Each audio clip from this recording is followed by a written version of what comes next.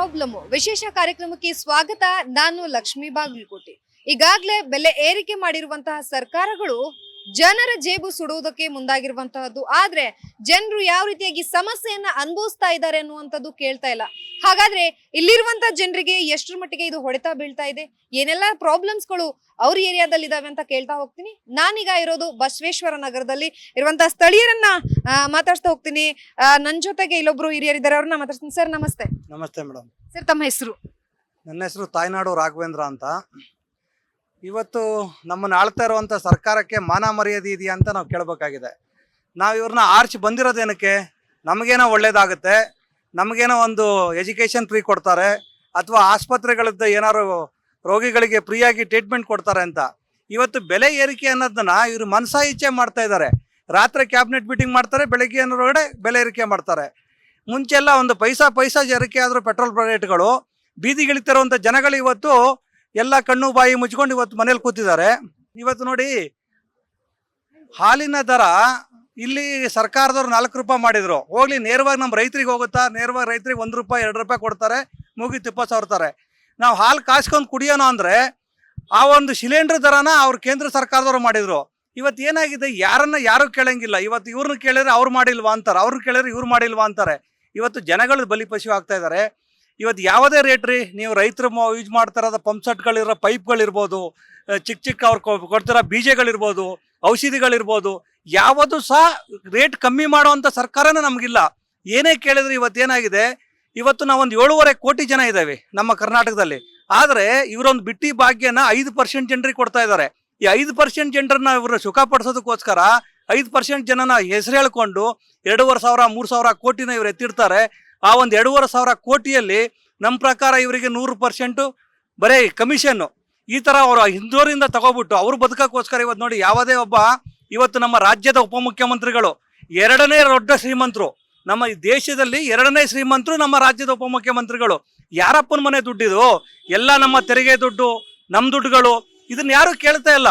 ಜನಗಳು ಹೇಳಿದ್ರೆ ನಂದು ಆ ಪಕ್ಷ, ನಾನು ಈ ಅಣ್ಣನ ಪಾಲೋ, ನಾವು ಆ ಅಣ್ಣನ ಪಾಲೋ. ಏನಾಗ್ತಾ ಇದೆ ಇವತ್ತು ನೋಡ್ರಿ, 2,000 ರೂಪಾಯಿ ನೀವು ಒಬ್ಬ ಮಹಿಳೆ ಕೊಟ್ರೆ ಹಾಲು ತಳ್ಳೋದಕ್ಕೆ 4 ರೂಪಾಯಿ ಜಾಸ್ತಿ ಆಯ್ತು ಅಂದಾಗ, ನೀವು ಇಂಟು 30 ದಿನ ಹಾಲು ಬೇಕೇ ಬೇಕು ಮಕ್ಕಳಿಗೆ. ಎಷ್ಟು ಜಾಸ್ತಿ ಆಯ್ತು ಇವತ್ತು ಸರ್ಕಾರಿ. ಇವತ್ತು ನೋಡ್ರಿ, ಏನಾದರೂ ಅಸೆಂಬ್ಲಿಯಲ್ಲಿ ಏನೋ ಚರ್ಚೆ ಆಗಬೇಕಾಗಿತ್ತು ಅಂದ್ರೆ ಬೆಲೆ ಏರಿಕೆ ಬಗ್ಗೆ ಚರ್ಚೆ ಆಗಬೇಕಾಗಿತ್ತು. ಸರ್ಕಾರಿ ಶಾಲೆಗಳು ಮುಚ್ಚುತ್ತಾ ಇದ್ದಾವೆ, ಅದ್ರ ಬಗ್ಗೆ ಚರ್ಚೆ ಆಗಬೇಕಾಗಿತ್ತು. ಸರ್ಕಾರಿ ಆಸ್ಪತ್ರೆಗಳಲ್ಲಿ ಸರಿಯಾದ ಟ್ರೀಟ್ಮೆಂಟ್ ಕೊಡ್ತಾ ಇಲ್ಲ, ಅದ್ರ ಬಗ್ಗೆ ಚರ್ಚೆ ಆಗಬೇಕಾಗಿತ್ತು. ಖಾಸಗಿ ಆಸ್ಪತ್ರೆಗೆ ಹೋದ್ರೆ ಸತ್ತಿರೋ ಬಾಡಿಗಳನ್ನು ಇಟ್ಕೊಂಡು ಇವತ್ತು ದುಡ್ಡನ್ನು ವಸೂಲಿ ಮಾಡ್ತಾರೆ, ಅದ್ರ ಬಗ್ಗೆ ಚರ್ಚೆ ಆಗಬೇಕಾಗಿತ್ತು. ಶೈಕ್ಷಣಿಕ ಅದ್ರ ಬಗ್ಗೆ ಚರ್ಚೆ ಆಗಬೇಕಿತ್ತು. ಆದರೆ ಇವತ್ತು ಏನು ಚರ್ಚೆ ಆಗ್ತಾ ಇದೆ, ಹನಿ ಟ್ರಾಪ್ ಬಗ್ಗೆ ಚರ್ಚೆ ಆಗ್ತಾ ಇದೆ, ಇನ್ನೊಂದ್ರ ಬಗ್ಗೆ ಚರ್ಚೆ ಮಾಡ್ತಾ ಇದ್ದಾರೆ. ಏನು ಇವರು ಇದೇ ಥರ ಆದರೆ ನಮ್ದು ಏನು ಶ್ರೀಲಂಕಾ ಬಾಂಗ್ಲಾದೇಶ ಏನೆಲ್ಲ ಆಯ್ತಲ್ಲ, ಆ ಥರನೇ ಆಗುತ್ತೆ. ಜನಗಳಿನ ಮೇಲೆ ನಾವು ಸಹ ವಿಧಾನಸೌಧಕ್ಕೆ ನುಗ್ಗಿಬಿಟ್ಟು ವಿಧಾನಸೌಧದಲ್ಲಿ ಇರೋರ್ನೆಲ್ಲ ಹೊರಗಡೆ ಎಳ್ಕೊ ಬಂದ್ಬಿಟ್ಟು ಬೀದಿ ನಿಲ್ಸುವಂಥ ಕೆಲಸ ಜನಸಾಮಾನ್ಯರು ಮಾಡ್ತೇವೆ ಅಂತ ಹೇಳ್ಬೋದು. ಸರ್ ನಮಸ್ತೆ. ತಮ್ಮ ಹೆಸರು? ಮಹೇಶ್ ಅಂತ. ಸದ್ಯಕ್ಕೆ ಏನೆಲ್ಲ ಬದಲಾವಣೆಗಳಾಗ್ತಾ ಇದೆ ತಮಗೂ ಗೊತ್ತಿರುವಂತದ್ದು, ಇದರಿಂದ ತಾವೆಷ್ಟು ಸಮಸ್ಯೆನ ಅನುಭವಿಸ್ತಾ ಇದ್ದೀರಾ? ಏನೋ ಒಂಥರ ನಮ್ಗೆ ಹೇಗಾಗ್ಬಿಟ್ಟಿದೆ, ಒಂದು ಕಾನ್ಫಿಡೆನ್ಸೇ ಇಲ್ಲ. ಏನಂದ್ರೆ ಪ್ರತಿದಿನ ಬೆಳಿಗ್ಗೆ ಎದ್ದಾಗ ನಮ್ಗೆ ಏನ್ ಅನ್ಸುತ್ತೆ ಅಂದ್ರೆ, ಇವತ್ತು ಏನಪ್ಪ ಹೊಸದು ಇವ್ರು ಏನ್ ಮಾಡ್ತಾರೋ, ಯಾವ್ದ್ರದ್ದು ಇನ್ನೇನು ಬೆಲೆ ಜಾಸ್ತಿ ಮಾಡ್ತಾರೋ, ಅಥವಾ ಇನ್ನೇನಂತ ಹೊಸ ಪಾಲಿಸಿಗಳು ತರ್ತಾರೋ, ಯಾವ್ದ್ರಲ್ಲಾದ್ರೂ ಆಗ್ಲಿ, ನೀವು ಒಂದು ಸೈಟ್ದು ಒಂದು ಡಾಕ್ಯುಮೆಂಟ್ ತಗೊಳ್ಳೋದ್ರಿಂದ ಹಿಡಿದು ಒಂದು ರಿಜಿಸ್ಟ್ರೇಷನ್ ಮಾಡೋವರ್ಗು ಅದರಲ್ಲೂ ಸಮಸ್ಯೆ ಮಾಡಿ ಇಟ್ಬಿಟ್ಟಿದ್ದಾರೆ. ಯಾವ್ದ್ರಲ್ಲೂ ಇವರು ಇವತ್ತು ಅಟ್ ಪ್ರೆಸೆಂಟ್ ನಾವು ಬೆಳಗ್ಗೆ ಎದ್ದು ನೆಮ್ಮದಿಯಾಗಿ ಹೊರಗಡೆ ಬಂದು ಒಂದು ಜೀವನ ನಡೆಸೋ ಅಂತದ್ದು ಬಹಳ ಅನಾನುಕೂಲತೆಗಳು ಎಲ್ಲಾ ಕಡೆನೂ ಸೃಷ್ಟಿಯಾಗಿರೋದು. ಸರ್, ಈಗ ಫ್ರೀ ಯೋಜನೆಗಳು ನಿಮ್ಮ ಮನೇಲಿ ಹೆಣ್ಮಕ್ಳು ತಗೋತಾ ಇದಾರಾ? ಯಾರು ತಗೊಳ್ತಾ ಇಲ್ಲ ಮೇಡಮ್, ಅದನ್ನ ಯಾರು ತಗೋತಿಲ್ಲ. ಏನಂದ್ರೆ ನಾವು ಹೇಗೆ ಅಂದ್ರೆ, ಒಂದು ಸಮಾಜದಲ್ಲಿ ಯಾರೋ ಕಡು ಬಡವರು ಅಂತವ್ರನ್ನ ಉದ್ಧಾರ ಮಾಡ್ಲಿ, ಅಂತವ್ರಿಗೆ ಇಂಥದ್ದು ಮಾಡ್ಲಿ. ಮಕ್ಕಳುಗಳಿಗೆ ಫೀಸ್ ಕಟ್ಟಕ್ಕಾಗದೆ ಎಷ್ಟೋ ಜನ ಮಕ್ಕಳುಗಳು ಪಾಪ ಬಹಳ ಬುದ್ಧಿವಂತ ಮಕ್ಕಳುಗಳು ಓದಕ್ ಆಗ್ತಿಲ್ಲ. ಅವರು ಸ್ಕೂಲ್ಗೆ ಹೋಗಿ ಒಂದು ಒಳ್ಳೆ ಮಾರ್ಕ್ಸ್ ತಗೊಂಡು ಒಳ್ಳೊಳ್ಳೆ ಪ್ರೊಫೆಷನ್ಗೆ ಹೋಗುವಂತ ಮಕ್ಳುಗಳಿದಾವೆ, ಅವ್ರಿಗೆ ಯಾವ ರೀತಿಯಿಂದನೂ ಸಹಾಯ ಆಗ್ತಿಲ್ಲ. ಆ ಮಕ್ಕಳಿಗೆ ಫ್ರೀ ಮಾಡ್ಲಿ ಬಸ್ಸು, ಯಾರು ಬೇಡ ಅಂತಾರೆ. ಇದೆಲ್ಲ ಇವ್ರು ಮಾಡಿರೋಂಥದ್ದು ನಿಜವಾಗ್ಲೂ ಸಮಾಜದಲ್ಲಿ ಅದಕ್ಕೆ ವಿರುದ್ಧವಾಗೇ ಮಾಡಿದ್ದಾರೆ ಹೊರತು ಯಾವ್ದು ಸಮಾಜಕ್ಕೆ ಅನುಕೂಲ ಆಗುವಂಥದ್ದು ಏನೂ ಇಲ್ಲ ಇಲ್ಲಿ, ನಾವು ನಮ್ಮ ಗಮನಕ್ಕೆ ಬಂದಿರೋ ಪ್ರಕಾರ. ಇಲ್ಲಿ ನಮ್ಮೊಟ್ಟಿಗೆ ಇನ್ನೊಬ್ರು ಇದ್ದಾರೆ. ಸರ್ ತಮ್ಮ ಹೆಸರು? ಕಿರಣ್ ಅಂತ. ಓಕೆ, ಈಗ ಆಸ್ ಅ ಯೂತ್ ಆಗಿ ನಿಮ್ಗೆ ರಾಜ್ಯದಲ್ಲಿ ಆಗಿರ್ಬೋದು, ಕೇಂದ್ರದಿಂದ ಆಗಿರ್ಬೋದು, ಆಗ್ತಾ ಇರುವಂತಹ ಬದಲಾವಣೆಗಳನ್ನ ನೋಡಿದಾಗ ಏನ್ ಅನ್ಸುತ್ತೆ ಸರ್? ಬದಲಾವಣೆ ಅನ್ನೋದೇನು ಆಗಿಲ್ಲ ಮೇಡಮ್. ಅಂದ್ರೆ ಏನು ನಮ್ಮ ಹತ್ರನೇ ಎಲ್ಲ ಕಿತ್ಕೊಂಡ್ ತಿಂತಾ ಇದಾರೆ, ನಮ್ಗಂತೂ ಏನು ಮಾಡ್ತಾ ಇಲ್ಲ. ಇಲ್ಲ ಒಂದು ಎಜುಕೇಶನ್ ಅಂತೂ ಯಾರು ನೀಟಾಗಿ ಕೊಡ್ತಾ ಇಲ್ಲ. ಎಲ್ಲ ಅದ್ರಲ್ಲೂ ಎಲ್ಲ ದುಡ್ಡು ತಿನ್ನೋರೇ ಅವ್ರೆ. ಇಲ್ಲ ಯಾರಿಗೂ ಉದ್ಯೋಗ ಯಾವುದು ಕೊಡ್ತಾ ಇಲ್ಲ. ಫಸ್ಟ್ ಆದ್ರೆ ಉದ್ಯೋಗ ಯಾರಿಗಾರ ಸಿಗ್ತಾ ಇತ್ತು, ಇವಾಗ ಅದ್ರಲ್ಲೂ ಇನ್ಫ್ಲೂಯೆನ್ಸ್ ಇಲ್ಲ ದುಡ್ಡು ಅದೇ ಕೊಟ್ಟೆ ಮಾಡ್ಬೇಕು. ಬೆಲೆ ಏರಿಕೆ ಅಂತೂ ಆಗ್ತಾನೆ ಇದೆ. ಇಲ್ಲ ಯಾವ್ದಾನ ಒಂದು ಫ್ರೀ ಆಗಿರೋದಾಗ್ಲಿ, ಮನುಷ್ಯಂಗ್ ಬೇಕಾಗಿರೋದ್ ಬೇಕು. ಫಸ್ಟ್ ಈ ಬಸ್ ಗಿಸ್ ಯಾರು ಕೇಳಲಿಲ್ಲ, ಇಲ್ಲ 2,000 ಯಾರು ಕೇಳಲಿಲ್ಲ, ಕೊಟ್ಬಿಡ್ತಾರೆ. ಅವ್ರು 2,000 ಕೊಟ್ಬಿಟ್ಟು ನಮ್ಮ ಹತ್ರ ಇನ್ನೂ ಜಾಸ್ತಿ ಕೇಳ್ತಾ ಇದಾರೆ. ಸೊ ಅದರಿಂದ ಎಲ್ರಿಗೂ ತೊಂದ್ರೆನೆ. ಈ ಪೆಟ್ರೋಲ್ ಅಂತೂ ಮಾಡ್ತಾನೆ ಇದಾರೆ. ಈಗ ಹಾಲಿನ ರೇಟ್ ರೀಸೆಂಟ್ ಆಗಿ ಜಾಸ್ತಿ ಮಾಡಿದ್ರು. ಅದು ಅಟ್ಲೀಸ್ಟ್ ರೈತರಿಗಾನ ಹೋದ್ರೆ ಏನಾದ್ರು ಉಪಯೋಗ ಆಗುತ್ತೆ. ಅವ್ರು ಇನ್ನೊಂದ್ ಸ್ವಲ್ಪ ಏನೋ ಹೈನುಗಾರಿಕೆ ಅದು ಇದು ಜಾಸ್ತಿ ಮಾಡ್ಕೊಂತಾರೆ, ಅದು ಏನೂ ಇಲ್ಲ. ಅವರು ಕೊಡೋ ರೇಟ್ ಅದೇ ಇರುತ್ತೆ. ಇಲ್ಲಿ ಇವರು ಮಧ್ಯದಲ್ಲಿ ಕಿತ್ಕೊಂಡು ತಿನ್ನೋದು ಜಾಸ್ತಿ ಆಗುತ್ತೆ. ಸರ್ ತಮ್ಮ ಹೆಸರು? ಮಂಜುನಾಥ ಅಂತ ಮೇಡಮ್. ತಾವೇನ್ ಕೆಲಸ ಮಾಡ್ಕೊಂಡಿರೋದಾ ಅಥವಾ ಓದ್ತಾ ಇರೋದು? ನಾವು ಇಲ್ಲೇ ತಾಯ್ನಾಡು ರಾಘವೇಂದ್ರ ಸರ್ವಿಸಸ್ ಅಲ್ಲಿ ವೆಬ್ ಡೆವಲಪರ್ ಆಗಿ ಕೆಲಸ ಮಾಡ್ತಾ ಇರೋದು ಮೇಡಮ್. ಸರ್ ಈಗ ಸದ್ಯಕ್ಕೆ ಕೇಂದ್ರ ಸರ್ಕಾರದಲ್ಲೂ ಬೆಲೆ ಏರಿಕೆ ಮಾಡಿದ್ದಾರೆ. ಗ್ಯಾಸ್ ಆಗಿರ್ಬೋದು, ಡೀಸೆಲ್ ಆಗಿರ್ಬೋದು. ಅದ್ರ ಜೊತೆಗೆ ಇಲ್ಲಿ ರಾಜ್ಯದಲ್ಲೂ ಸಹ ಬೆಲೆ ಏರಿಕೆ ಮಾಡಿದ್ದಾರೆ. ಹಾಲಿನ ರೇಟ್ ಆಗಿರ್ಬೋದು, ಸಾಕಷ್ಟು ಏರಿಕೆ ಮಾಡಿದ್ದಾರೆ. ಸೊ ಏರಿಕೆ ಮಾಡಿ ಆದ್ಮೇಲೆ ಅವ್ರ ವಿರುದ್ಧ ಪ್ರತಿಭಟನೆ ಮಾಡ್ತಾರೆ. ಅದ್ರ ಬಗ್ಗೆ ಏನ್ ಹೇಳ್ತೀರಾ? ಹೌದು, ಅವ್ರ ವಿರುದ್ಧ ಪ್ರತಿಭಟನೆ ಮಾಡ್ತಾ ಜನಸಾಮಾನ್ಯರಿಗೆ ತುಂಬಾ ತೊಂದರೆ ಆಗ್ತಾ ಇದೆ. ಅವರು ದಿನನಿತ್ಯ ಬಳಸುವಂತ ದಿನಸಿ ಐಟಮ್ ಆಗಿರ್ಬೋದು, ಪೆಟ್ರೋಲ್ ಬೆಲೆ, ಗ್ಯಾಸ್ ಬೆಲೆ ಆಗಿರ್ಬೋದು, ಎಲ್ಲವೂ ಸಹ ಹೆಚ್ಚಾಗಿರುವುದರಿಂದ ಅವರಿಗೆ ದಿನನಿತ್ಯ ತಮ್ಮ ಜೀವನ ಸಾಗಿಸಲು ತುಂಬಾ ಕಷ್ಟಕರ ಆಗ್ತಾ ಇದೆ. ಹಾಗಾಗಿ ಎಷ್ಟೋ ಜನ ವಿದ್ಯಾರ್ಥಿಗಳು ತಮ್ಮ ವಿದ್ಯಾಭ್ಯಾಸವನ್ನು ನಿಲ್ಲಿಸುವ ಪರಿಸ್ಥಿತಿಯೂ ಕೂಡ ಬಂದಿದೆ ನನಗೆ ತಿಳಿದಿರುವ ಹಾಗೆ. ನಿಮ್ಮ ಫ್ರೆಂಡ್ ಸರ್ಕಲ್ ಅಲ್ಲೆಲ್ಲ ಇರ್ತಾರೆ, ಸಾಕಷ್ಟು ಜನ ಎಜುಕೇಶನ್ ಅಲ್ಲಿ ವಂಚಿತರಾಗಿರ್ತಾರೆ. ಅಂದವ್ರಗಳಿಗೆ ಇವತ್ತಿನ ದಿನದಲ್ಲೇ ಎಲ್ಲೋ ಒಂದ್ ಕಡೆಗೆ ನಮ್ಮ ಸರ್ಕಾರದಿಂದ ಏನಾದ್ರೂ ಸಿಗ್ತಾ ಇದೆ ಅಂತ ಅನ್ಸುತ್ತಾ ತಮ್ಗೆ? ಖಂಡಿತ ಇಲ್ಲ ಮೇಡಮ್. ಯಾಕಂದ್ರೆ ಇವಾಗ ಅವರು ಕೊಡಬೇಕಾದಂತ ವಿದ್ಯಾರ್ಥಿ ವೇತನವನ್ನೇ ಕರೆಕ್ಟ್ ಆಗಿ ಸರಿಯಾದ ಸಮಯಕ್ಕೆ ನೀಡುತ್ತಿಲ್ಲ. ಹಾಗಾಗಿ ಶುಲ್ಕ ಮರುಪಾವತಿ ಮಾಡಲು ಸಾಧ್ಯವಾಗದೆ ತಮ್ಮ ವಿದ್ಯಾಭ್ಯಾಸವನ್ನು ನಿಲ್ಲಿಸಿದ್ದಾರೆ. ಸರ್ ನಮಸ್ತೆ, ತಮ್ಮ ಹೆಸರು? ಹರ್ಷದ್ ಅಂತ. ತಾವು ಏನ್ ವರ್ಕ್ ಮಾಡ್ಕೊಂಡಿರೋದಾ ಅಥವಾ ಓದ್ತಾ ಇರೋದು? ಇಲ್ಲ, ವರ್ಕ್ ಮಾಡ್ಕೊಂಡಿದೀನಿ. ಸೊ ಈಗ ತಾವೊಬ್ಬ ಯೂತ್ಸ್, ನಿಮ್ಮಿಂದ ಬದಲಾವಣೆಗಳನ್ನ ಈಗಾಗ್ಲೇ ನಾವೆಲ್ಲ ಅಂದ್ರೆ ಏನು ರಾಜ್ಯಕ್ಕಾಗಿರ್ಬೋದು, ಕೇಂದ್ರಕ್ಕಾಗಿರ್ಬೋದು, ಯುವಕರಿಂದಲೇ ಬದಲಾವಣೆಯನ್ನ ನಾವೆಲ್ಲ ಅಪೇಕ್ಷೆ ಮಾಡ್ತೀವಿ. ಬಟ್ ಎಲ್ಲ ಒಂದ್ ಕಡೆಗೆ ಯೂತ್ಸ್ ಗಳಿಗೆ ಸರ್ಕಾರಗಳು ಆ ಅವಕಾಶ ಕೊಡ್ತಾ ಇಲ್ಲ ಅಂತ ತಮ್ಗೆ ಅನ್ಸುತ್ತಾ? ಮ್ಯಾಮ್, ನಾವ್ ಎಷ್ಟೇ ಹೋರಾಟ ಮಾಡಿದ್ರು ಏನೇ ಮಾಡಿದ್ರು ಕೂಡ ಏನು ಪ್ರಯೋಜನ ಇಲ್ಲ ಮ್ಯಾಮ್. ಸರ್ ಈಗ ಬೆಲೆ ಏರಿಕೆ ಆಗಿರುವಂತದ್ದು ತಮಗ್ ಗೊತ್ತೇ ಇದೆ. ಹಾಲಿನ ಬೆಲೆ ಏರಿಕೆ ಆಗಿದೆ, ಈಗಾಗ್ಲೇ ಏನು ಗ್ಯಾಸ್ ಮತ್ತೆ ಅದ್ರ ಜೊತೆಗೆ ಡೀಸೆಲ್ ಬೆಲೆಯನ್ನು ಸಹ ಈಗಾಗ್ಲೇ ಏರಿಕೆ ಮಾಡಿರುವಂತದ್ದು. ನಿಮ್ ಮೇಲೆ ಎಷ್ಟರ ಮಟ್ಟಿಗೆ ಇದು ಹೊರೆ ಬೀಳ್ತಾ ಇದೆ? ಏನೆಲ್ಲ ಪ್ರಾಬ್ಲಮ್ಸ್ ಗಳನ್ನ ತಾವು ಅನುಭವಿಸ್ತಾ ಇದ್ದೀರಾ? ಮ್ಯಾಮ್, ಹಾಲು ಡೈಲಿ ಎಲ್ಲಾರ್ಗೂ ಬೇಕಾಗುತ್ತೆ ಮನೆಯಲ್ಲಿ. ಮಕ್ಕಳು ಅಂತನಲ್ಲ, ದೊಡ್ಡವರು ಕುಡಿತಾರೆ. ಕಾಫಿ, ಟೀ ಎಲ್ಲಾರು ಕುಡಿತಾರೆ ಡೈಲಿ. ಅದು ಏನಾಗಿದೆ ಅಂದ್ರೆ ತಿಂಗಳಿಗೆ ಹಾಲಿನ ಅರ್ಧ ಲೀಟರ್ ಹಾಲು ತಗೊಂಡ್ರು ಕೂಡ 700 ರಿಂದ 800 ರೂಪಾಯಿ ತಿಂಗ್ಳಿಗೆ ಜಾಸ್ತಿ ಆಗಿದೆ. ಬಟ್ ಅದೇ ರೀತಿಯಾಗಿ ದುಡಿಮೆ 700-800 ರೂಪಾಯಿ ತಿಂಗ್ಳಿಗೆ ಜಾಸ್ತಿ ಆಗಲ್ಲ. ಇದು ಗ್ಯಾಸು ಅಷ್ಟೇ ಯೂಸ್ ಮಾಡೇ ಮಾಡ್ತಾರೆ. ಇಂಡಕ್ಷನ್ ಸ್ಟವ್ ಏನೇ ಇದ್ರು ಕೂಡ ಎಷ್ಟೊಂದು ಮನೆಯಲ್ಲಿ ಇವಾಗ LPG ಗ್ಯಾಸೇ ಯೂಸ್ ಮಾಡ್ತಾರೆ. ಆದ್ರಿಂದ ನಾರ್ಮಲ್ ಲೈಫ್ ಲೀಡ್ ಮಾಡೋದಕ್ಕಂತೂ ತುಂಬಾ ಕಷ್ಟ ಆಗುತ್ತೆ. ಜೊತೆಗೆ ಗೌರ್ಮೆಂಟ್ ಪ್ರಕಾರನೇ ನಾರ್ಮಲ್ ವರ್ಕರ್ಸ್ಗೆಲ್ಲರಿಗೂ ಅವರೇ ಫಿಕ್ಸ್ ಪ್ರೈಸ್ ರೇಟ್ ಮಾಡಿರ್ತಾರೆ. 14,000-15,000 ರೂಪಾಯಿ ಬೇಕೇ ಬೇಕು ಇಂಥವ್ರಿಗೆ ಅಂತ. ಆ ರೇಟು ಅವ್ರ ಲೆಕ್ಕ ತಗೊಂಡ್ರೆ ಖರ್ಚಿಗೆ ಅಷ್ಟು ಸಾಕಾಗಲ್ಲ, ಇನ್ನು ಅವರೇ ಕೈಯಿಂದ ಎಕ್ಸ್ಟ್ರಾ ಹಾಕ್ಬೇಕಾಗತ್ತೆ. ಸ್ಟೂಡೆಂಟ್ಸ್ ಅಷ್ಟೇ, ನಮ್ಮ ಫ್ರೆಂಡ್ಸ್ ಎಲ್ಲಾರು ಎಷ್ಟೊಂದು ಜನ ಅವ್ರ ಫ್ಯಾಮಿಲಿ ಅಪ್ಪ ಅಮ್ಮ ದುಡಿತಾ ಇದ್ರು ಕೂಡ ಅದ್ ಮನೆ ರೇಷನ್ಗೆ ಹೋಗುತ್ತೆ. ಅವ್ರು ಏನಾದ್ರು ಮುಂದೆ ಫ್ಯೂಚರ್ ಎಜುಕೇಶನ್ ಮಾಡಬೇಕು ಅಂದ್ರೆ, ಇವಾಗ BCom ಮಾಡಿ MCom ಏನಾದ್ರು ಮಾಡಬೇಕು ಅಂದ್ರೆ ಅವ್ರು ಕೂಡ ಮನೆಯಲ್ಲಿ ಅವ್ರ ಅಪ್ಪ ಅಮ್ಮ ಫೀಸ್ ಎಲ್ಲ ಕಟ್ಟು ಸಾಲ ಮಾಡಿ ಎಲ್ಲ ಮಾಡಿರ್ತಾರೆ. ಅಪ್ಪ ಅಮ್ಮಂಗ ಮೇಲೆ ಜವಾಬ್ದಾರಿ ಜಾಸ್ತಿ ಬರಬಾರ್ದು ಅಂತ ಅವರೇ ಕೂಡ ಕಾಲೇಜ್ಗೆ ಹೋಗಿ ಸ್ವಿಗ್ಗಿ, ಝೊಮ್ಯಾಟೊ ಆ ಥರ ಪಾರ್ಟ್ ಟೈಮ್ ಜಾಬ್ ಮಾಡ್ಕೊಂಡು ಅವ್ರ ಖರ್ಚಿಗೆ ದುಡಿಯೋ ಥರ ಮಾಡ್ಕೊಂಡ್ಬಿಟ್ಟಿದ್ದಾರೆ. ನೆಮ್ಮದಿಯಾಗಿ ಓದೋಕ್ಕೂ ಆಗ್ತಲ್ಲ ಇವ್ರು ಈ ಥರ ಪ್ರೈಸ್ ಜಾಸ್ತಿ ಮಾಡಿರೋದ್ರಿಂದ. ಈಗ ಸರ್ಕಾರಗಳು ಬೆಲೆ ಏರಿಕೆ ಮಾಡೋದೇನೋ ಮಾಡ್ಬಿಟ್ರು, ಅದಾದ ಬಳಿಕ ಅವ್ರ ವಿರುದ್ಧ ಇವ್ರ ವಿರುದ್ಧ ಅವರು ಪ್ರತಿಭಟನೆ ಮಾಡ್ತಾರೆ. ಮೊನ್ನೆ ಅಷ್ಟೇ ಕಾಂಗ್ರೆಸ್ ಅವರು ಏನು ಫ್ರೀಡಂ ಪಾರ್ಕ್ ಅಲ್ಲಿ ಪ್ರೊಟೆಸ್ಟ್ ಮಾಡಿದ್ರು. ಅದಕ್ಕೂ ಮುಂಚೆ BJP ಅವರು ಪ್ರೊಟೆಸ್ಟ್ ಮಾಡಿದ್ರು. ಏನ್ ಹೇಳ್ತೀರಾ ಇದ್ರ ಬಗ್ಗೆ?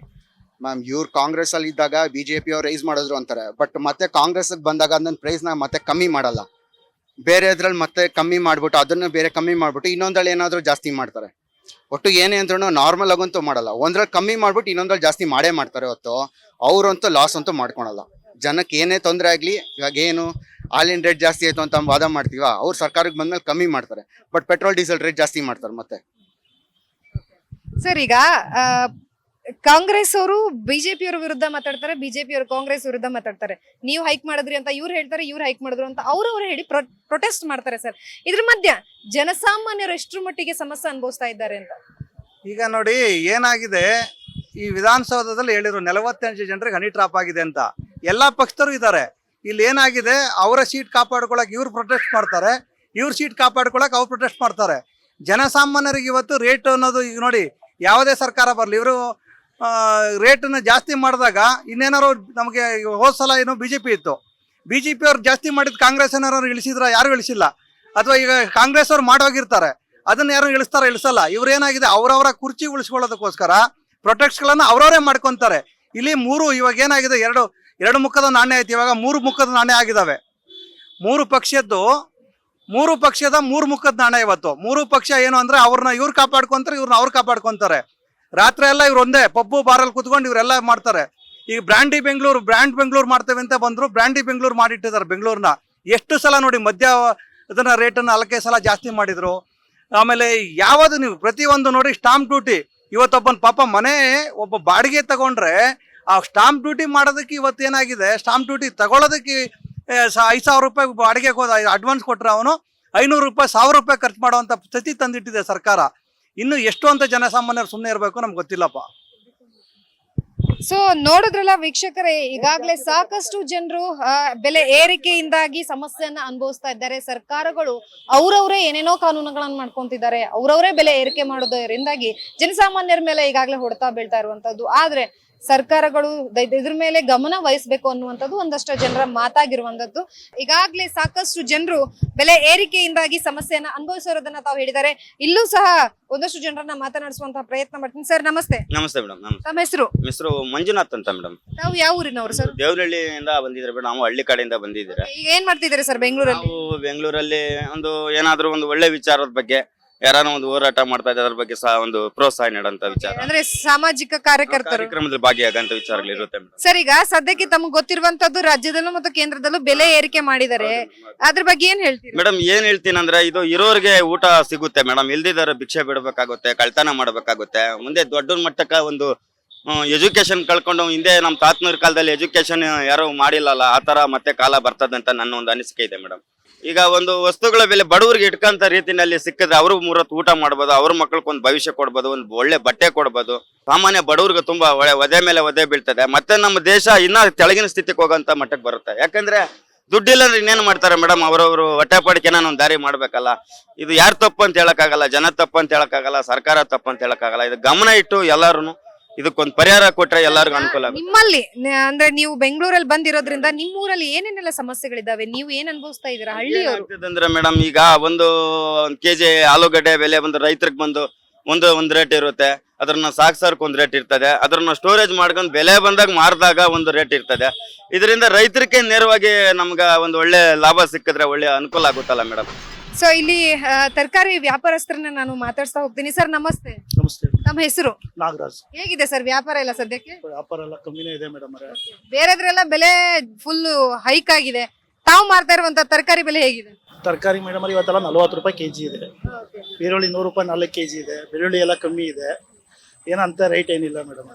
ಈಗ ಸದ್ಯಕ್ಕೆ ಕೇಂದ್ರ ಸರ್ಕಾರದಿಂದ ಬೆಲೆ ಏರಿಕೆ ಮಾಡಿದ್ದಾರೆ, ರಾಜ್ಯ ಸರ್ಕಾರದಿಂದಲೂ ಸಹ ಬೆಲೆ ಏರಿಕೆ ಮಾಡಿದ್ದಾರೆ.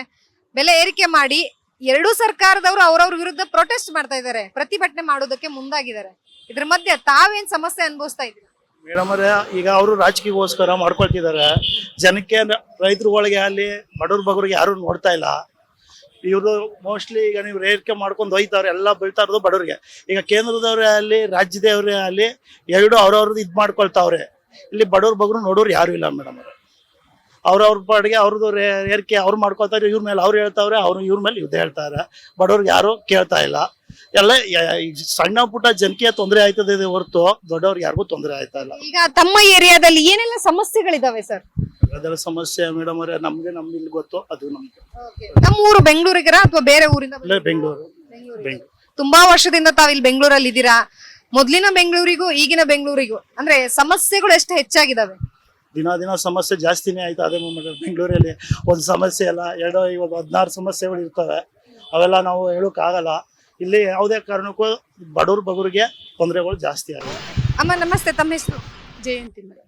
ತಾವು ಬೆಂಗಳೂರವರ ಅಥವಾ ಬೇರೆ ಊರಿಂದ? ಬೆಂಗಳೂರಲ್ಲಿ, ಬೇರೆ ಉಡುಪಿ ಕಡೆಯಿಂದ ಬಂದಿರೋ. ಈಗ ಬೆಲೆ ಏರಿಕೆ ಆಗಿರುವಂತ ತಮ್ಗೆ ಗೊತ್ತಿರುವಂತಹದ್ದೇ, ಎಷ್ಟು ಮಟ್ಟಿಗೆ ಅದು ಸರಿ ಅಂತ ತಾವ್ ಹೇಳ್ತೀರಾ? ಮೇಡಮ್ ಎಲ್ಲಾನು ಬೆಲೆ ಏರಿಕೆ ಮಾಡ್ಕೊಂಡು ಕೂತ್ಕೊಂಡ್ರೆ ನಾವು ಸಾಮಾನ್ಯ ದಿನಗೂಲಿ ಮಾಡೋರು ಹೆಂಗ್ ಜೀವನ ಮಾಡ್ಬೇಕು ಮೇಡಮ್ ಹೇಳಿ? ಇರೋ ತರಕಾರಿ ಬೆಲೆ, ಪೆಟ್ರೋಲ್ ಬೆಲೆ, ಈ ಕಡೆಯಿಂದ ಪ್ರತಿಯೊಂದಕ್ಕೂ ಬೆಲೆನೆ. ಎಜುಕೇಶನ್ಗೂ ಮಕ್ಕಳನ್ನ ಓದಿಸೋದಾ, ಈ ಕಡೆ ತರಕಾರಿಗಳು ಅಂತ ತಿನ್ನೋದಾ, ಅಥವಾ ಏನದ್ ಮಾಡೋದು ಮೇಡಮ್? ಜೀವನ ಮಾಡೋದು ತುಂಬಾ ಕಷ್ಟ ಆಗಿದೆ. ಈ ಸರ್ಕಾರ ಬಂದ್ಬಿಟ್ಟು ಏನ್ ಮಾಡಿದೆ ಅಂತಾನೂ ಗೊತ್ತಿಲ್ಲ ಜನಗಳಿಗೆ. ಏನ್ ಮಾಡೋದು ಹೇಳಿ ಸರ್? ಈಗ ಅಕಸ್ಮಾತ್ ಸರ್ಕಾರ ಬೆಲೆ ಇಳಿಕೆ ಮಾಡ್ಬೇಕಪ್ಪ ಇಂಥದ್ದು ಅಂತಂದ್ರೆ ಯಾವ ರೀತಿಯಾಗಿ ಅಂದ್ರೆ ಬದಲಾವಣೆಯನ್ನ ತರಬೇಕು ಮೇಡಮ್, ತಾವ್ ಹೇಳ್ತೀರಾ? ಮೇಡಮ್, ಫಸ್ಟ್ ಮಕ್ಕಳಿಗೆ ಎಜುಕೇಶನ್ಗೆ ಅದ್ರಲ್ಲಿ ಫಸ್ಟ್ ಕನ್ಸೆಷನ್ ಏನಾದ್ರು ಮಾಡ್ಲಿ ಮೇಡಮ್. ಈ 2,000 ಕೊಟ್ಬಿಟ್ಟು ಅದ್ರಲ್ಲಿ ಏನ್ ಮಾಡಿದ್ದಾರೆ ಮೇಡಮ್? ಎಜುಕೇಶನ್ ಅಲ್ಲಿ 2,000 ಕೊಟ್ಟಂಗ್ ಮಾಡ್ಬಿಟ್ಟು ಇಲ್ಲಿಂದ ಎಲ್ಲ ಕಿತ್ಕೋತಾ ಇದ್ದಾರೆ. ಗಂಡಸರಿಗೆ ಇವಾಗ ಟಿಕೆಟ್ ಬೆಲೆ ಜಾಸ್ತಿ ಮಾಡಿದ್ರು. ಪ್ರತಿಯೊಂದನ್ನು ಏನ್ ಮಾಡೋದು? ಅದನ್ನ ಕಡಿಮೆ ಮಾಡ್ಲಿ ಫಸ್ಟ್ ಸರ್ಕಾರ. ಎಲ್ಲ ಇರೋದನ್ನ ಬೆಲೆ ಎಲ್ಲ ಕಡಿಮೆ ಮಾಡ್ಬಿಟ್ಟು ಜನಗಳು ಜೀವನ ಮಾಡೋ ತರ ಮಾಡ್ಲಿ ಮೇಡಮ್, ಅಷ್ಟೇ. ಈಗ ತಾವು ತಮ್ಗೆ ಯೋಜನೆಗಳು ಸಿಗ್ತಾ ಇದಾವ? ಬಸ್ಸಲ್ಲೆಲ್ಲ ಓಡಾಡ್ತಾ ಇದ್ದೀರಾ ಹೇಗೆ ಮೇಡಮ್? ಇಲ್ಲ ಮ್ಯಾಮ್, ನಾವೆಲ್ಲೂ ಹೋಗಲ್ಲ. ಸಾಮಾನ್ಯವಾಗಿ ಮನೇಲೇ ಇರೋದು, ಹೌಸ್ ವೈಫ್ ಆಗಿ ನಾವೆಲ್ಲೂ ಹೋಗಲ್ಲ. ಮತ್ತೆ ಯೋಜನೆಗಳು 2,000 ಅಮೌಂಟನ್ನು ಅದು 106 ಕಡೆ ಓಡಾದ್ರೂ 1 ರೂಪಾಯಿನೂ ಸಿಕ್ಕಿಲ್ಲ ಮ್ಯಾಮ್ ನಮ್ಗೆ. ಅದರಿಂದ ಏನ್ ಪ್ರಯೋಜನನೂ ಆಗಿಲ್ಲ. ತಮ್ಮ ಹೆಸರು? ಕೃಷ್ಣಗೌಡ. ಸರ್, ಈಗ ಸದ್ಯಕ್ಕೆ ಎಲ್ಲದ್ರ ಬೆಲೆ ಏರಿಕೆ ಆಗಿದೆ, ಅದ್ರ ಬಗ್ಗೆ ಏನ್ ಹೇಳ್ತೀರಾ ತಾವು? ಬೆಲೆ ಏರಿಕೆ ಆಗ್ತಾ ಇದೆ. ಒಂದು ನನಗನ್ಸಿದ್ದು ಪೊಲಿಟಿಕಲ್ ಪಾರ್ಟಿಗಳೆಲ್ಲ ಪೊಲಿಟಿಸೈಸ್ ಮಾಡ್ಬಿಡ್ತವೆ ಅವನ್ನ. ಇಲ್ಲಿ ಬೆಲೆ ಏರಿಕೆ ಎಷ್ಟೊಂದ್ಸರಿ ಅಗತ್ಯತೆ ಇರುತ್ತೆ, ಮತ್ತೆ ಅದ್ರದ್ದೇ ಆದ ಬೇರೆ ಕಾರಣಗಳು ಇರ್ತವೆ. ಇಲ್ಲಿ ಪೊಲಿಟಿಕಲ್ ಪಾರ್ಟಿಗಳು ಪೊಲಿಟಿಸೈಸ್ ಪೊಲಿಟಿಸೈಸ್ ಮಾಡ್ಬಿಟ್ಟು ಅದನ್ನ ಅವ್ರ ಇದಕ್ಕೆ ಬಂಡವಾಳ ಮಾಡ್ಕೋತಾರ. ಅದನ್ನ ಪಾಸಿಟಿವ್ ಆಗಿ ನೆಗೆಟಿವ್ ಆಗಿ ಎರಡೂ ತರ ಯೂಸ್ ಮಾಡ್ಕೋತಾರೆ. ಅದ್ ಬಿಟ್ಟು ನೈಜತೆ ಏನಿದೆಯೋ ಅದಕ್ಕೆ ಅಲ್ಲಿಗಷ್ಟೇ ಇದ್ ಮಾಡ್ಕೊಂಡ್ರೆ ಒಳ್ಳೇದಿರುತ್ತೆ. ಸರ್, ಈಗ ಬೆಲೆ ಏರಿಕೆ ಮಾಡಿದ್ದಾರೆ ಸರ್ಕಾರದವರು, ಏನ್ ಹೇಳ್ತೀರಾ ಸರ್? ಮೇಡಮ್, ನಮ್ಮ ಬಡ ಸಾಮಾನುಗೆಲ್ಲ ತೊಂದರೆ ಆಗ್ತಾ ಇದೆ ಮೇಡಮ್. ಏನೇ ಕೊಂಡ್ಕೊಳ್ಬೇಕಾದ್ರೂ ಇಲ್ಲಿ ನಮಗೆ ಸಂಬಳ ಬೇಕಾದ್ರೆ ಬರೋದು ಒಂದು ದಿನಕ್ಕೆ 500 ರೂಪಾಯಿ ಬರುತ್ತೆ. ಅಲ್ಲಿ ತರಕಾರಿ ಒಂದು ದಿನಕ್ಕೆ ಒಂದು ತರಕಾರಿ ಅಂಗಡಿಗೆ ಹೋದ್ರೆ ಒಂದು 10 ನಿಮಿಷಕ್ಕೆ 500 ರೂಪಾಯಿ ಖಾಲಿ ಆಗುತ್ತೆ. ಎಲ್ಲ ಬೆಲೆನೂ ರೈಸ್ ಆಗಿದೆ. ದವಸ ಧಾನ್ಯನೂ ರೇಟ್ ರೈಸ್ ಆಗಿದೆ. ನಾವು ಎಲ್ಲ ಯಾವುದೇ ತರ ಸಂಪಾದನೆ ನಮ್ಗೆ ಮಾಡೋದಕ್ಕೂ ಕಷ್ಟ ಆಗ್ತಾ ಇದೆ. ನಾವು ಕಷ್ಟ ಬೀಳ್ತೀರಿ ಅಂದ್ರು ದಿನಕ್ಕೆ 20 ದಿವಸ ಒಂದು ಲೇಬರ್ಸ್ ಕೆಲಸ ಮಾಡ್ಬೇಕು ಅಂದ್ರೆ 1,000 ರೂಪಾಯಿ ಕಷ್ಟ ಬಿದ್ದರೆ ಮಾತ್ರ ಬದುಕಾಗುತ್ತೆ ಒಂದು ಪರ್ ಡೇ. ಇಲ್ಲಿ ನಾವು ಹಳ್ಳಿ ಕಡೆ ನಮಗೆ ಡೈಲಿ ಒಂದು ದಿನಕ್ಕೆ ಸಂಪಾದನೆ ಮಾಡೋದು 300-350 ರೂಪಾಯಿ ಕೊಡ್ತಾರೆ. ಆದ್ರೆ ನಾವು ಒಂದು ತರಕಾರಿ ಅಂಗಡಿಗೆ ಹೋದ್ರೂ ಒಂದು ಬೆಳೆ ತಗೊಂಬೇಕಾದ್ರೆ 200 ರೂಪಾಯಿ ಇದಕ್ಕೆ ತೊಗರಿ ಬೆಳೆ ಬಂದು. ಇನ್ನ ತೊಗರಿ ಬೆಳೆ ಅಂತ ಹೇಳ್ತೀವಿ, ಕೊತ್ತಂಬರಿ ಅಂತ ತಗೊಂತೀರಿ, ಏನ್ ತಗೊಂತೀವಿ? ನಾವು ಹೆಂಡತಿ ಮಕ್ಕಳು ಯಾವ ತರ ಸಾಗೋದು ಏನು ಅನ್ನೋದು ನಮ್ಗೆ ಗೊತ್ತಾಗ್ತಾ ಇಲ್ಲ. ನಮ್ಮ ಈ ತರ ಇದೆ. ಸರ್ಕಾರ ನಮ್ಗೆ ಇಮಿಡಿಯೇಟ್ಲಿ ಎಲ್ಲಾ ರೇಟು ಡೌನ್ ಮಾಡ್ಬೇಕು ಅಂತ ನಾವು ಕೇಳ್ಕೊಂತಾ ಇದ್ದೀವಿ. ಸರ್, ಈಗ ಸದ್ಯಕ್ಕೆ ಬೆಲೆ ಏರಿಕೆ ಆಗಿರುವಂತದ್ದು ಕೇಂದ್ರದಿಂದಲೂ ಬೆಲೆ ಏರಿಕೆ ಮಾಡಿದ್ದಾರೆ, ರಾಜ್ಯದಿಂದಲೂ ಬೆಲೆ ಏರಿಕೆ ಮಾಡಿದ್ದಾರೆ. ಇದ್ರ ಬಗ್ಗೆ ತಾವೇನ್ ಹೇಳ್ತೀರಾ? ಇವಾಗ ನೋಡಿ, ನಮಗೆ ಕೋವಿಡ್ ಆದ ನಂತರ ಜನಗಳಿಗೆ ಅವ್ರದೇ ಆದಂತಹ ಒಂದು ತೊಂದರೆಗಳಿಗೆ ಬಹಳ ಒಳಗಾಗಿದ್ದಾರೆ. ಮೊದಲು ಬಹಳ 3 ವರ್ಷದ ಕೆಳಗೆ ಜನಗಳ ಜೀವನ ಬಹಳ ದುಸ್ತರವಾಗಿತ್ತು. ಅದಾದ ನಂತರ 3 ವರ್ಷದ ನಂತರ ನಮ್ಮ ಬದುಕನ್ನ ನಾವು ಕೊಟ್ಕೊಂಡ್ರೆ ಸಾಕು ಅನ್ನೋದು ನಮ್ಮ ದೇಶದಲ್ಲಿ. ಆದ್ರೆ ದೇಶದಲ್ಲಿ ಯಾವುದೇ ರೀತಿಯಾದಂತಹ ಜೀವ ಹಾನಿಗಳಾಗಿಲ್ಲ. ಅದು ನಮ್ಗೆ ಒಂದು ಒಳ್ಳೆ ವಿಚಾರ. ಆದ್ರೆ ಈ ಬೆಲೆ ಏರಿಕೆ ಅನ್ನೋದ್ರಿಂದ ಬಹಳ ಜನಗಳಿಗೆ ಮೇಲಿಂದ ಮೇಲೆ ಹೊಡೆತಗಳು ಬಿದ್ದಿದೆ. ಮೊದಲು ಕೋವಿಡ್ ಇಂದ ಒಂದು ಹೊಡೆತ ಆಯ್ತು. ಅದಾದ ನಂತರ ಅವರ ದಿನನಿತ್ಯದ ದಿನಸುಗಳಿಂದ ಹಿಡಿದು, ಕುಡಿಯುವ ಹಾಲಿನಿಂದ ಹಿಡಿದು, ರಸ್ತೆ ಸಾರಿಗೆಯಿಂದ ಹಿಡಿದು, ನಮಗೆ ಏನು ನಾವು ಟ್ಯಾಕ್ಸ್ ಕಟ್ತಾ ಇದ್ದೀವಿ, ಪ್ರತಿಯೊಂದರಲ್ಲೂ ನಮಗೆ ಏರಿಕೆ ಆಗ್ತಾ ಇದೆ. ನಾನು ಒಂದು ಬೆಳಗ್ಗೆ ನನ್ನ ವಾಕಿಂಗ್ ಫ್ರೆಂಡ್ ಜೊತೆ ಹೇಳ್ತಾ ಇದ್ವಿ, ಒಂದು ಎಳ್ನೀರಿಗೆ ಇವತ್ತು ನಾವು ಕೊಡ್ತಾ ಇರೋ ಬೆಲೆ 60 ರೂಪಾಯಿ. ಎಳ್ನೀರಿಗೆ ನಾವು ದುಡ್ಡು ಕೊಟ್ಟು ಕುಡಿದದ್ದಂತೂ ನಮಗೆ ಗೊತ್ತಿರಲಿಲ್ಲ. ಯಾಕಂದ್ರೆ ಹಳ್ಳಿಗಳಿಂದ ಬಂದಂತ ಜನಗಳು ಅಲ್ಲಿ ನಮಗೆ ನೋಡಿದ್ರೆ 60 ರೂಪಾಯಿ ಇವತ್ತು ಎಳ್ನೀರು ಕುಡಿತಾ ಇದ್ರೆ ಅವನ ಪರಿಸ್ಥಿತಿ ಯಾಕೆ 60 ರೂಪಾಯಿ ಮಾರ್ತಾ ಇದ್ದಾನಂದ್ರೆ, ಅವನು ಬೇರೆ ಒಂದು ದಿನಸಿ ಪದಾರ್ಥಗಳಿಗೆ ಇರ್ಬೋದು, ದಿನ ಕುಡಿಯುವಂತ ಹಾಲಿನ ಒಂದು ಪದಾರ್ಥಗಳಿಗೆ ಅವನು ಹೆಚ್ಚು ಬೆಲೆಗಳನ್ನ ತೆರ್ತಾ ಇದ್ದಾನೆ. ಮತ್ತು ಅವ್ರು ಹೆಚ್ಚು ಬೆಲೆಗಳನ್ನ ಕೊಟ್ಟಾಗ ಅಫ್ಕೋರ್ಸ್ ಅದಕ್ಕೆ ನಿಮಗೆ ಅದ್ರ ಜೊತೆಗೆ ನಮಗೆ ಈ ಕೆಲಸ ಕಾರ್ಯಗಳನ್ನು ಮಾಡುವಂತ ಕಾರ್ಮಿಕರ ಭತ್ಯೆ ಜಾಸ್ತಿ ಆಗಿರುತ್ತೆ. ಈಗ ಒಂದು ಎಳ್ನೀರು ಇಳಿಸಕ್ಲೆ ಜಾಸ್ತಿ ಆದಾಗ ಅಫ್ಕೋರ್ಸ್ ಆ ಒಂದು ಕಾರ್ಮಿಕರದು ಭತ್ಯೆ ಅದು ಹೆಚ್ಚಿಗೆ ಆಗಿರುತ್ತೆ. ಆದ್ರೆ ಸರ್ಕಾರಗಳು ಏನು ಯೋಚನೆ ಮಾಡಬೇಕು ಅಂತಂದ್ರೆ, ಜನಸಾಮಾನ್ಯರಿಂದ ಒಂದು ಸರ್ಕಾರಗಳು ನಡೀತದೆ. ಜನಸಾಮಾನ್ಯರಿಂದ ಸರ್ಕಾರಗಳು ನಡಿಬೇಕಾದ್ರೆ ಅವರ ಜನಜೀವನವನ್ನ ಯಾವ ರೀತಿಯಾಗಿ ನಾವು ನೋಡ್ಕೋಬೇಕು, ಜನಜೀವನಕ್ಕೆ ಯಾವ ರೀತಿಯಾಗಿ ಹಣದುಬ್ಬರವನ್ನ ನಾವು ಕಂಟ್ರೋಲ್ ಮಾಡಬೇಕು. ಈಗ ಇನ್ಫ್ಲೇಷನ್ ಡಿಫ್ಲೇಷನ್ಸ್ ಆಗ್ತಾ ಇರುತ್ತೆ. ಈಗ ಇನ್ಫ್ಲೇಷನ್ ಡಿಫ್ಲೇಷನ್ ಆದಾಗ ನಮ್ಮ ದೇಶ ಆರ್ಥಿಕತೆಯಿಂದ ಸದೃಢವಾಗಿದೆ. ಆ ಆರ್ಥಿಕತೆಯಿಂದ ಸದೃಢವಾಗಿದ್ದಾಗ ನಾವು ಯಾವ ರೀತಿಯಾಗಿ ಜನಗಳಿಗೆ ಆ ಬೆಲೆಯನ್ನ, ಸೂಕ್ತ ಬೆಲೆ ನಾವು ಫೈಂಡ್ ಮಾಡಬೇಕು, ಅದನ್ನ ಒಂದು ಬೆಲೆಯನ್ನ ನಿಗದೀಕರಿಸಬೇಕು ಅನ್ನೋದು ಸರ್ಕಾರಗಳ ಮೇಲೆ ಹೊಣೆ ಆಗಿರ್ತದೆ. ನಾವೆಲ್ಲರೂ ಜನಸಾಮಾನ್ಯರು ಒಂದು ಸರ್ಕಾರವನ್ನ ನೇಮಿಸಿದಾಗ ಆ ಸರ್ಕಾರ ಪ್ರತಿಯೊಂದು ಹೆಜ್ಜೆಯಲ್ಲೂ ಜನಗಳಿಗೆ ಯಾವ ರೀತಿಯಾಗಿ ಅವರ ಜೀವನಕ್ಕೆ, ಗುಣಮಟ್ಟದ ಜೀವನಕ್ಕೆ ಆ ಒಂದು ಬೆಲೆಗಳನ್ನ ನಿಗದಿಪಡಿಸಬೇಕು ಅನ್ನೋದನ್ನ ಸರ್ಕಾರ ಮೇಲಿಂದ ಮೇಲೆ ಸರಿಯಾಗಿ ಅಧಿಕಾರಿಗಳಿಗೆ ಗಮನಕ್ಕೆ ಕೊಟ್ಟಾಗ ಕೆಲಸ ಒಳ್ಳೆ ರೀತಿಯಾಗಿ ನಡೀತದೆ. ಸರ್, ಈಗ ಸದ್ಯಕ್ಕೆ ನೀವು ಹೇಳಿರೋ ಮಾತಿನಲ್ಲಿ ನೋಡೋದಾದ್ರೆ ಸರ್ಕಾರ ಜನರಿಗೆ ಬೇಕಾಗಿರುವಂತದ್ದು ಕೊಡ್ಬೇಕಂತ ತಾವ್ ಹೇಳಿದ್ರಿ. ಆದ್ರೆ ಏನ್ ಮಾಡ್ತಾ ಇದಾವೆ ಸರ್ಕಾರಗಳು? ಅವರವರ ವಿರುದ್ಧವಾಗಿನೇ ಪ್ರತಿಭಟನೆ ಮಾಡೋದಕ್ಕೆ ಮುಂದಾಗ್ತಾ ಇದಾವೆ ಸರ್. ಅದ್ರ ಬಗ್ಗೆ ಏನ್ ಹೇಳ್ತೀರಾ? ಈಗ ನೋಡಿ, ರಾಜಕೀಯ ಬೇರೆ, ಸರ್ಕಾರ ಬೇರೆ.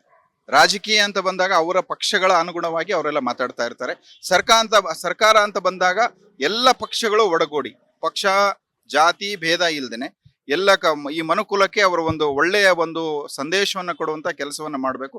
ಎಲ್ಲರೂ ಒಟ್ಟಾಗಿ ಕೆಲಸ ಮಾಡಬೇಕು. ಮತ್ತು ಇದು ನನ್ನ ಪಕ್ಷ, ಇದು ನನ್ನ ಪಕ್ಷ ಅನ್ನೋದಕ್ಕಿಂತ ಇದು ನನ್ನ ದೇಶ, ಒಂದೇ ಮಾತು, ಒಂದೇ ಕೆಲಸವನ್ನು ಒಂದು ಧ್ಯೇಯ ಇಟ್ಕೊಂಡು ಜನಸಾಮಾನ್ಯರಿಗೆ ಅನುಕೂಲವಾಗುವಂತಹ ಜನಪರ ಕಾರ್ಯಗಳನ್ನು ಕೊಡುವಂತಹ ಕೆಲಸಗಳು ಎಲ್ಲ ಸರ್ಕಾರದ ಎಲ್ಲ ಪಕ್ಷದವರು ಸೇರಿ ಕೆಲಸ ಮಾಡಿದ್ರೆ ನಮ್ಮ ದೇಶ ಇವತ್ತೇನಿದೆ ಇದು ಇನ್ನೂ ಅಭಿವೃದ್ಧಿ ಒಂದು ಸ್ಥಾನಕ್ಕೆ ಹೋಗುತ್ತೆ ಅಂತ ನಾನು ಬಹಳ ವೈಯಕ್ತಿಕವಾಗಿ ಹೇಳಕ್ ಇಷ್ಟಪಡ್ತೀನಿ.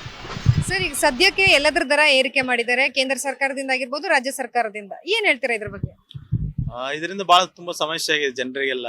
ಹಾಲು, ಮೊಸರು, ಪ್ರತಿಯೊಂದು ಬೇಳೆ ಕಾಳುಗಳಿಂದ ಎಲ್ಲ ರೇಟ್ ಜಾಸ್ತಿ ಆಗಿದೆ. ಆಮೇಲೆ 15% BMTC ಮತ್ತು KSRTC ರೇಟು ಜಾಸ್ತಿ ಮಾಡಿದ್ದೇವೆ. ಇದರಿಂದ ಬಹಳ ಸಮಸ್ಯೆ ಆಗಿದೆ ಎಲ್ಲರಿಗೂ. ಓಕೆ, ಈಗ ನಾವೆಲ್ಲ ದುಡ್ಕೊಂಡು ತಿನ್ನಕ್ಕೆ ಬೆಂಗಳೂರಿಂದ ಬಂದಿದ್ದೀವಿ, ರಾಯಚೂರು ನಮ್ದು, ಅಲ್ಲಿಂದ ಇಲ್ಲಿ ಬಂದಿದ್ದೇವೆ. ಸೊ ಪ್ರತಿಯೊಂದು ನಾವು ಕೊಂಡ್ಕೊಂಡು ತಿನ್ಬೇಕು ಇಲ್ಲಿ ಬೆಂಗಳೂರಲ್ಲಿ. ಸೊ ಪ್ರತಿಯೊಂದು ಜಾಸ್ತಿ ಆಗಿದೆ. ನಾವು ದುಡಿಯೋದಕ್ಕೆ ಮತ್ತೆ ನಮ್ ಬರುವಂತ ಆದಾಯ ಏನಿದೆಯಲ್ಲ ಇಲ್ಲೇ ವ್ಯರ್ಥ ಆಗಿ ಹೋಗುತ್ತದೆ. ಸೊ ಬಹಳ ಸಮಸ್ಯೆ ಆಗಿದೆ. ಇದರಿಂದ ಸರ್ಕಾರದವರು ಇದನ್ನ ಪರಿಗಣಿಸಿ ಸ್ವಲ್ಪ ಏನನ್ನ ಬೆಲೆ ಏರಿಕೆಯನ್ನು ಕಡಿಮೆ ಮಾಡಿದ್ರೆ ಜನರಿಗೆ ಅನುಕೂಲ ಆಗುತ್ತೆ ಅಂತ ಹೇಳಕ್ ಇಷ್ಟ. ಇಲ್ಲಿ ನಮ್ಮೊಟ್ಟಿಗೆ ಇನ್ನೊಬ್ರು ಅದಾರ್ರಿ, ಅವ್ರನ್ನು ಮಾತಾಡ್ತೀನಿ. ಮೇಡಮ್ ನಮಸ್ಕಾರ ರೀ. ಯಾವ ಊರ್ರಿ ತಮ್ದು? ರಾಯಚೂರು. ರಾಯಚೂರಿಂದ ಬಂದಿರಿ. ನೀವು ಬೆಂಗಳೂರಾಗ ಇರೋದಾ ಅಥವಾ ರಾಯಚೂರ್ದಾಗ ಇರ್ತೀರಾ? ರಾಯಚೂರಲ್ಲೇ ಇರ್ತೀವಿ.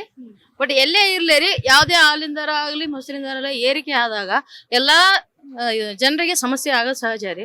ಅದರಲ್ಲಿ ಕೂಲಿ ಕಾರ್ಮಿಕರಿಗೆ ತಗೊಂಡು ತಿನ್ನಕ್ಕೆ ಆಗಂಗ್ರಿ ಅಂತವೆಲ್ಲ ಎಷ್ಟೇ ಎಲ್ಲ ಲಿಮಿಟ್ ಅಲ್ಲೇ ಆಗ್ತದ್ರಿ. ಹಂಗಾಗಿ ಎಲ್ಲಾ ದರಗಳು ಸ್ವಲ್ಪ ಇಳಿಕೆ ಆದ್ರೆ ಎಲ್ಲಾ ಜನರಿಗೆ ಒಳ್ಳೇದಂತ ಹೇಳ್ಬೇಕು. ಈಗ ಸದ್ಯಕ್ಕ ಏರಿಕೆನೋ ಮಾಡ್ಯಾರ್ರಿ, ಮಾಡ್ಬಿಟ್ಟ ಎರಡು ಸರ್ಕಾರದವ್ರು ಹೊಡೆದಾಡತ್ತಾರ ಅವ್ರವ್ರ. ಇದ್ರ ನಡುವ ಜನಸಾಮಾನ್ಯರು ಸಿಕ್ಕಾಕೊಂಡಾರು. ಇನ್ನ ನಡೆಯುತ್ತ ಸರ್ಕಾರದವ್ರು ಹೊಡೆದಾಡಿದ್ರು ನಡೆಯುತ್ತ. ನೀವ್ ಏನ್ ಹೇಳ್ತೀರಿ ಇದ್ರ ಬಗ್ಗೆ? ಈಗ ಸರ್ಕಾರ ಇರೋದೇ ಜನರಿಗೋಸ್ಕರ. ಹಂಗಾಗಿ ಅವ್ರು ಜನರಿಗೆ ಯಾವ ರೀತಿಯಾಗಿ ಸೌಲಭ್ಯಗಳನ್ನ ನೀಡ್ಬೇಕು ಆ ರೀತಿಯಾಗಿ ನೀಡ್ಕೊಂತ ಹೋಗ್ಬೇಕು. ಈಗ ಯಾವ್ದೋ ಒಂದು ಬೆಲೆಗಳನ್ನ ಏರ್ಕಂತ ಮಾಡ್ಕೊಂತ ಹೋದಂಗೆಲ್ಲ ಜನರಿಗೆ ಬಹಳ ಸಮಸ್ಯೆ ಆಗ್ತದೆ. ಹಾಗಾಗಿ ಹಾಲಿನ ದರ ಆಗ್ಲಿ ಯಾವುದೇ ಆಗ್ಲಿ ಸ್ವಲ್ಪ ಇಳಿಕೆ ಮಾಡಿದ್ರೆ ಒಳ್ಳೇದಂತ ಹೇಳೋದು. ಈಗ ಒಂದ್ ಲಾಸ್ಟ್ ಪ್ರಶ್ನೆ ಏನ್ ಅಂದ್ರಿ, ಬೆಲೆ ಏರಿಕೆನೋ ಮಾಡಿದ್ರು, ಆದ್ರೆ ನಮ್ ರಾಜ್ಯದಾಗ ಬೇಕಾಗಿರೋದು ಬೇರೆ ಬೇರೆ ಇನ್ನೂ ಸಾಕಷ್ಟು ಸಮಸ್ಯೆಗಳದಾವ. ಅದ್ರಾಗ ಸರ್ಕಾರ ಕೊಡುದಾದ್ರೆ ಯಾವ್ದಕ್ ಜಾಸ್ತಿ ಒತ್ತು ಕೊಡ್ಬೇಕಂತ ತಾವ್ ಹೇಳ್ತೀರಿ? ಯಾವ್ದಕ್ಕೆ ಅಂತಂದ್ರೆ ಆಲ್ಮೋಸ್ಟ್ ಅಲ್ಲಿ ಜನಸಾಮಾನ್ಯರಿಗೆ ಹಾಲಿನ ದರ ಆಗ್ಲಿ, ಬೇಳೆಕಾಳು ಅಕ್ಕಿಗಳಾಗ್ಲಿ ಎಲ್ಲಾನು ಓಕೆ. ಆಮೇಲೆ ಪೆಟ್ರೋಲ್ ದರಗಳು ಸಹ ಇಳಿಕೆ ಆಗ್ಬೇಕು. ಪ್ರತಿಯೊಂದ್ರಲ್ಲಿ ಇಳಿಕೆ ಆದ್ರೆ ಸ್ವಲ್ಪ ಕೆಲಸಗಾರರಿಗಾಗ್ಲಿ ಯಾರಿಗೇ ಆಗ್ಲಿ ಸ್ವಲ್ಪ ಅಂದ್ರೆ ಒಳ್ಳೇದಾಗ್ತದೆ ಅಂತ ಅರ್ಥ. ಸರ್, ಈಗ ಸದ್ಯಕ್ಕೆ ಬೆಲೆ ಏರಿಕೆ ಆಗಿದೆ, ಇದರಿಂದ ತಾವೇನ್ ಸಮಸ್ಯೆ ಅನುಭವಿಸ್ತಾ ಇದ್ದೀರಾ? ಅಲ್ಲ, ಇದು ಇನ್ಫ್ಲೇಷನ್ ರೇಟ್ಸ್ ತುಂಬಾ ಏರ್ತಾ ಇದೆ. ಗ್ಲೋಬಲ್ ಎಕನಾಮಿ ಮತ್ತೆ ಇಂಡಿಯನ್ ಎಕನಾಮೀಸ್ ಎಲ್ಲ ಕಂಪೇರ್ ಮಾಡಿದ್ರೆ things are really not matching up. ಬಡವರಿಗೆ ತುಂಬಾನೇ ಕಷ್ಟ. ಇಲ್ಲಿ ಐ ಡೋಂಟ್ ನೋ ಗವರ್ಮೆಂಟ್ ಬಂದ್ಬಿಟ್ಟು ಏನ್ ಸ್ಟೆಪ್ಸ್ ತಗೊಳ್ತಾ ಇದಾರೆ ಅಂತ ಗೊತ್ತಿಲ್ಲ. ಬಟ್ ಗ್ಲೋಬಲ್ಲಿ ನೋಡಿದ್ರು ಬಂದ್ಬಿಟ್ಟು it's very things are really very uncertain ಇರೋದ್ರಿಂದ ಎಲ್ರಿಗೂ ತುಂಬಾ ಕಷ್ಟನೇ. ಇನ್ಫ್ಲೇಷನ್ ರೇಟ್ಸ್ ನೋಡಿದ್ರೆ ಬಂದ್ಬಿಟ್ಟು ಯಾವ್ದು ಮ್ಯಾಚ್ ಆಗ್ತಿಲ್ಲ. ಎಕನಾಮಿ ಬೂಮ್ಸ್ ಆಗೋ ತರ ಏನಿಲ್ಲ. Things are going at a very not good situation. ನೋಡ್ಬೇಕು ಏನ್ ಮಾಡ್ತಾರೆ government. Should take some drastic steps. So ನೋಡಿದ್ರಲ್ಲ ವೀಕ್ಷಕರೇ, ಈಗಾಗಲೇ ಸಾಕಷ್ಟು ಜನ ತಮ್ಮ ಅಭಿಪ್ರಾಯವನ್ನ ಹಂಚ್ಕೊಂಡಿರುವಂತದ್ದು. ಅದರ ಜೊತೆಗೆ ಬಡ ಜನರಿಗೆ, ಮಧ್ಯಮ ವರ್ಗದವರಿಗೆ ಸಾಕಷ್ಟು ಸಮಸ್ಯೆ ಆಗುವಂತದ್ದು. ಇನ್ನಾದ್ರೂ ಎಚ್ಚೆತ್ತುಕೊಂಡು ಸರ್ಕಾರಗಳು ಒಂದಷ್ಟು ಹೊರೆಯನ್ನ ಇಳಿಸ್ಬೇಕು ಅನ್ನುವಂಥದ್ದು ಇಲ್ಲಿರುವಂತಹ ಸ್ಥಳೀಯರ ಮಾತಾಗಿರುವಂತಹದ್ದು. ಇದರ ಜೊತೆಗೆ ಇನ್ನೊಂದಷ್ಟು ಜನರನ್ನ ಮತ್ತೊಂದು ಎಪಿಸೋಡ್ ಅಲ್ಲಿ ಮತ್ತಷ್ಟು ಮಾತಾಡ್ತಾ ಅವರ ಸಮಸ್ಯೆಯನ್ನ ಕೇಳ್ತಾ ಹೋಗ್ತೀನಿ. ಅಲ್ಲಿವರೆಗೂ ಮಿಸ್ ಮಾಡದೆ ನೋಡ್ತಾ ಇರಿ ಅಶ್ವವೇಗ ನ್ಯೂಸ್. ಇದು ಸತ್ಯಾನ್ವೇಷಣೆಯ ಓಟದಲ್ಲಿ.